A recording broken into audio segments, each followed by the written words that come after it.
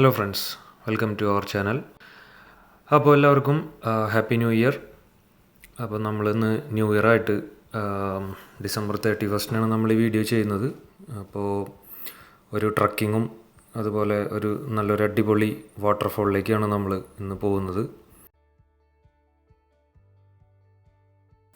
നമ്മൾ താമസിക്കുന്ന സ്ഥലത്തു നിന്ന് ഏകദേശം 65 കിലോമീറ്ററാണ് ഈ ഒരു വാട്ടർഫോളിലേക്കുള്ള ദൂരം. അതുപോലെ ഇന്ന് നല്ലൊരു ക്ലൈമറ്റാണ് നമുക്ക് കിട്ടിയിരിക്കുന്നത്.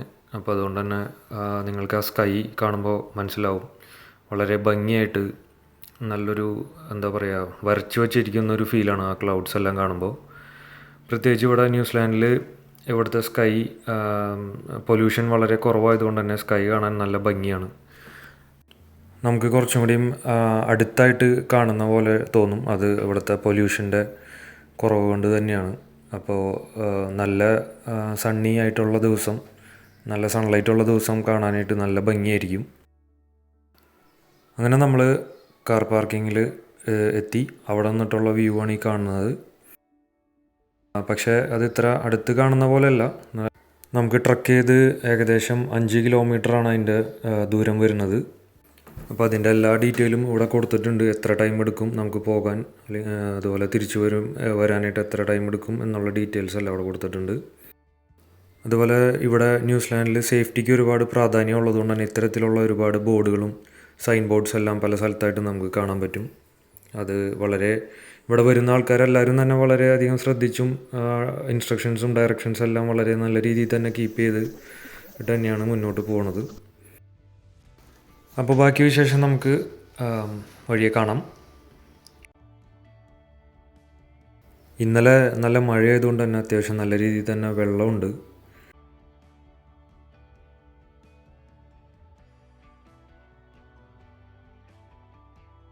നിലവിലിപ്പോൾ ഇവിടുത്തെ ക്ലൈമറ്റ് സമ്മറാണെങ്കിലും ഇടയ്ക്ക് മഴ കിട്ടുന്നതുകൊണ്ട് തന്നെ കാട് നല്ല ഫ്ലറിഷ്ഡായിട്ടാണ് നിൽക്കുന്നത്.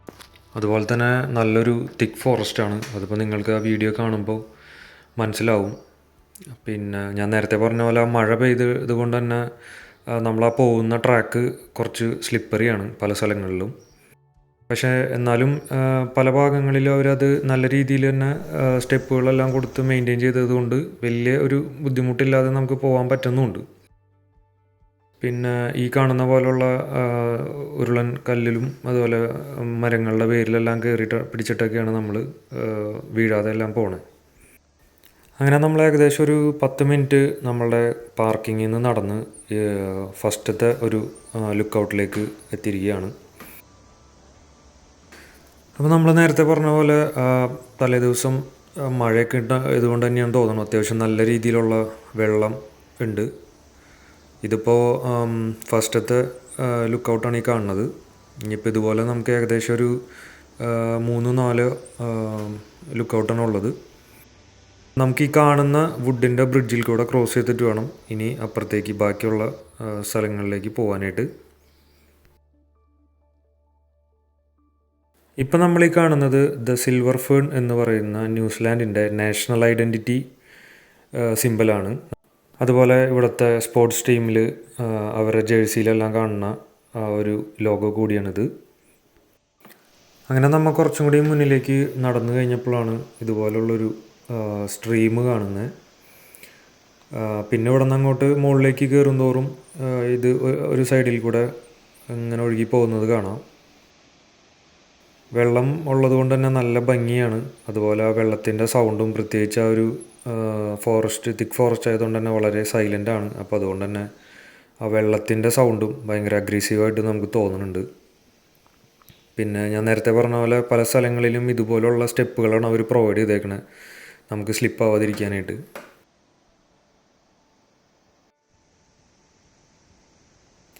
വളരെയധികം സ്ലിപ്പറി ആയിട്ടുള്ളതും അതുപോലെ സ്റ്റീപ്പായിട്ടുള്ള സ്ഥലങ്ങളിലൊക്കെയാണ് അവർ കൂടുതലായിട്ടും സ്റ്റെപ്പുകൾ പ്രൊവൈഡ് ചെയ്തേക്കുന്നത്.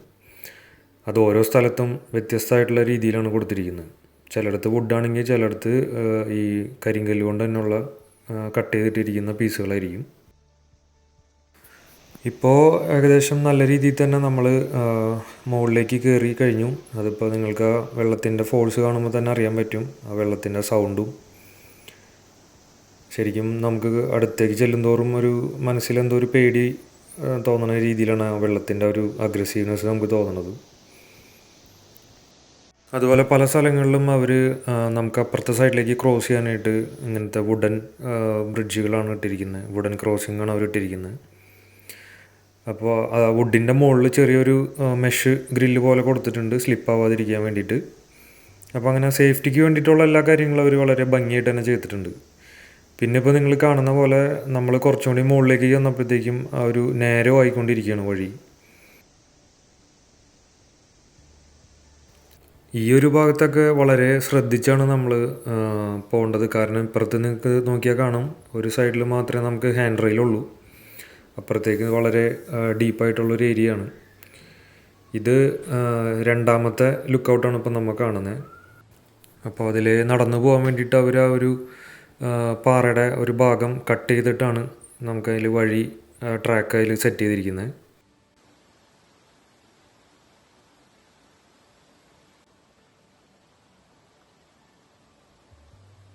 അങ്ങനെ നമ്മൾ മൂന്നാമത്തെ ലുക്കൗട്ടിലേക്കാണ് എത്തിയിരിക്കുന്നത്. നല്ല രീതിയിൽ വെള്ളമുണ്ട്. നമുക്കവിടെ ഇറങ്ങാനോ അല്ലെങ്കിൽ കുളിക്കാനോ അതിനുള്ള സൗകര്യങ്ങളൊന്നും ഇപ്പോൾ ഈ കാണുന്ന സ്ഥലത്തൊന്നുമില്ല. അതുപോലെ വളരെയധികം ഡേഞ്ചറായിട്ടുള്ളൊരു ഏരിയയാണ് അവിടെ. പിന്നെ നമ്മൾ മുകളിലേക്ക് കയറാൻ പോകുന്നത് ഒരു വുഡൻ സ്റ്റെയറിലൂടെയാണ്. അത് അവർ ഇതുപോലെ വളരെയധികം സ്റ്റീപ്പായിട്ടുള്ളൊരു ഏരിയയാണ്. ഇപ്പോൾ മുകളിൽ നിന്ന് ഉള്ള വ്യൂ കാണുമ്പോൾ നിങ്ങൾക്ക് മനസ്സിലാവും. എനിക്ക് തോന്നുന്നത് കുറച്ചും കൂടി സേഫായിട്ട് കയറാൻ വേണ്ടിയിട്ടാണോ അവരത് അങ്ങനെ കൊടുത്തിരിക്കുന്നത്. അതായത് ആ നാച്ചുറലായിട്ടുള്ള ഭാഗം അവർ ഒഴിവാക്കിയിട്ട് സ്റ്റെയറാണ് കൊടുത്തിരിക്കുന്നത്. അങ്ങനെ നമ്മൾ നമ്മുടെ ആ ഒരു വൈരേരി ഫോൾസ് എന്ന് പറയുന്ന ആ ഒരു വാട്ടർഫോളിൻ്റെ മുമ്പിലേക്കാണ് എത്തിയിരിക്കുന്നത്. അടിപൊളി.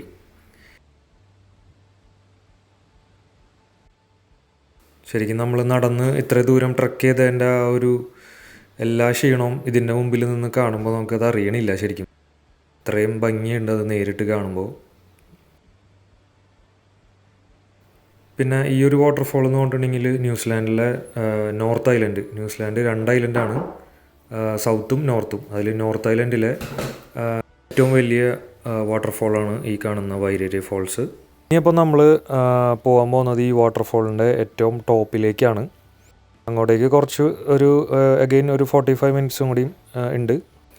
അപ്പോൾ ഇതാണ് ഫ്രണ്ട്സ് അതിൻ്റെ ഏറ്റവും ടോപ്പിൽ നിന്നുള്ളൊരു വ്യൂ കാണുന്നത്.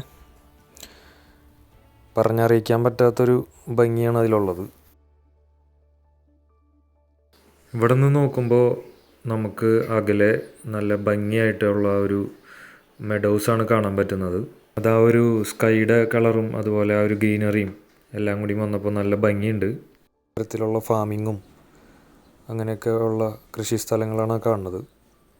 അപ്പോൾ ഈ കാണുന്ന അല്ലെങ്കിൽ ഇവിടെ നിന്ന് വരുന്ന വെള്ളമാണ് നമുക്ക് നമ്മൾ താഴെ നിന്ന് മുതൽ കണ്ടുവന്നിരുന്നത്. ആ വാട്ടർഫോളിൻ്റെ ഏറ്റവും മുകളിൽ നിന്നുള്ള വ്യൂ ആണ് നമ്മൾ ഈ കാണുന്നത്. പിന്നെ ഇപ്പോൾ വെക്കേഷനാണ്, ക്രിസ്മസിൻ്റെ വെക്കേഷനാണ്. പിന്നെ അതുപോലെ ഇവിടെ സമ്മർ ആയതുകൊണ്ട് തന്നെ സ്കൂളെല്ലാം ഹോളിഡേ ആണ്. നമ്മുടെ നാട്ടിലെ പോലെ സമ്മർ വെക്കേഷനാണ് 2 മാസം. പക്ഷേ എന്നിട്ടും അത്ര അധികം തിരക്കൊന്നും ഉണ്ടായിരുന്നില്ല. ചിലപ്പോൾ ഒരു പക്ഷേ അത് അത്രയും ഒരു സ്റ്റീപ്പ് ക്ലൈമ്പിംഗ് ആയതുകൊണ്ടായിരിക്കാം, ആ ഒരു ട്രക്കിംഗ് അത്രയും ഹാർഡായതുകൊണ്ടായിരിക്കാം ഒരു ആവറേജ് എന്ന് പോലും പറയാനുള്ള തിരക്കുണ്ടായിരുന്നില്ല. അങ്ങനെ നമ്മൾ അവിടെ നിന്ന് തിരിച്ച് ഇറങ്ങാനുള്ള സമയമായി. ഇറങ്ങി നമ്മൾക്ക് ഇനിയൊരു സൺസെറ്റ് കാണാനുണ്ട്. കാരണം 2023 31 സൺസെറ്റാണ് നമ്മളിനി കാണാൻ പോകുന്നത്. അപ്പോൾ അതുകൊണ്ട് തന്നെ അതിന് മുമ്പായിട്ട് നമുക്ക് തിരിച്ചെത്താൻ വേണ്ടിയിട്ട് തിരിച്ചു വരുന്ന വഴി തന്നെയാണ് ആ ഒരു point.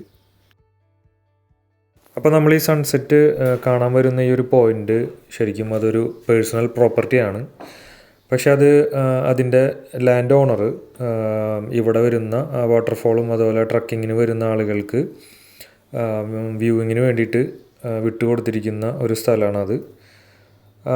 Home of international seat of peace എന്നാണ് ഈ ഒരു പോർഷനെ പറയുന്നത്. അതിൻ്റെ കാരണം എന്താണെന്ന് വെച്ചിട്ടുണ്ടെങ്കിൽ ലോകത്തു നിന്നുള്ള പല ആളുകൾ, പല രാജ്യത്തു നിന്നുള്ള ആളുകൾ വരികയും നമുക്ക് അവരൊക്കെ ആയിട്ട് കാണാനും സംസാരിക്കാനൊക്കെ ഒരവസരം ഉണ്ടാകും. അപ്പോൾ അത് ഉദ്ദേശിച്ചാണ് അവർ ആ ഒരു പേര് കൊടുത്തിരിക്കുന്നത്.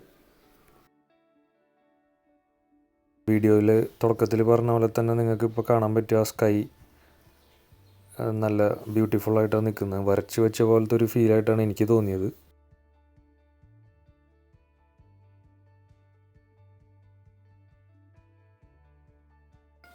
അപ്പോൾ ഇവിടെ സമ്മർ ആയതുകൊണ്ട് തന്നെ സൺസെറ്റ് വരുന്നത് ഏകദേശം 9:15 അപ്പോൾ രാത്രി 9:15 ആണ് ഇവിടുത്തെ സൺസെറ്റ് വരുന്നത്. അപ്പോൾ ഡേ ടൈം വളരെയധികം കൂടുതലാണ്. പക്ഷേ ആ സൺസെറ്റ് കഴിയുന്നതോടുകൂടി തന്നെ പെട്ടെന്ന് തന്നെ ലൈറ്റ് കുറയുകയും ചെയ്യും. അപ്പോൾ അതുകൊണ്ട് നമുക്ക് ഇനി ഏകദേശം ഒരു 20 മിനിറ്റോളം താഴേക്ക് ഇറങ്ങാനുണ്ട്. അങ്ങനെ നമ്മൾ സൺസെറ്റ് എല്ലാം കണ്ട് നമ്മൾ പാർക്കിങ്ങിലേക്ക് പോവുകയാണ്. അപ്പോൾ നമ്മൾ തിരിച്ച് പോയ വഴി തന്നെയാണ് ഇറങ്ങുന്നത്. അപ്പോൾ അത്ര നേരോ ആയിട്ടുള്ള വഴികളും ഇതുപോലുള്ള ഒരു സൈഡിൽ കൂടെയൊക്കെയാണ് നമ്മൾ വളരെ സൂക്ഷിച്ചും ശ്രദ്ധിച്ചൊക്കെയാണ് നമുക്ക് പോകാൻ പറ്റുന്നത്. അപ്പോൾ അതുകൊണ്ട് ഒരുപാട് സമയം കളയാനില്ലാത്തതുകൊണ്ട് പെട്ടെന്ന് തന്നെ താഴേക്ക് ഇറങ്ങുകയാണ്. അപ്പോൾ നമ്മൾ തിരിച്ചു പോകുന്ന വഴിക്ക് ഒരു പ്ലെയിൻ ക്രാഷ് നടന്ന ഒരു സ്ഥലമുണ്ട്. ചെറിയൊരു മെമ്മോറിയലാണ്. 1963 ജൂലൈ 3 ഈ ഒരു ക്രാഷ് സംഭവിച്ചത്. അതും ഓക്ലാൻഡിൽ നിന്ന് ടൗറങ്ക എന്ന് പറയുന്ന ന്യൂസിലാൻഡിൽ തന്നെ ഉള്ളൊരു സ്ഥലത്തേക്ക് പോകുന്ന വഴിയാണ് അത് സംഭവിച്ചത്. ലാൻഡ് ചെയ്യാനായിട്ട് കുറച്ച് സമയം ബാക്കിയുള്ളപ്പോഴാണ് സിവിയർ സ്റ്റോം ആണ് അതിൻ്റെ കാരണം. 23 പേരാണ് ആ ഫ്ലൈറ്റിലുണ്ടായിരുന്നത്, ക്രൂ ഉൾപ്പെടെ. ആരും തന്നെ സർവൈവ് ചെയ്തില്ല. അപ്പോൾ ഇതൊക്കെയാണ് ഗൈസ് ഇന്നത്തെ നമ്മുടെ വീഡിയോയും വിശേഷങ്ങളൊക്കെ. അപ്പോൾ നമുക്ക് വീഡിയോ വൈൻഡപ്പ് ചെയ്യാനുള്ള നേരമായി. അടുത്തൊരു വീഡിയോ ആയിട്ട് വരുന്നവരേക്കും എല്ലാവരും സ്റ്റേ സേഫ്.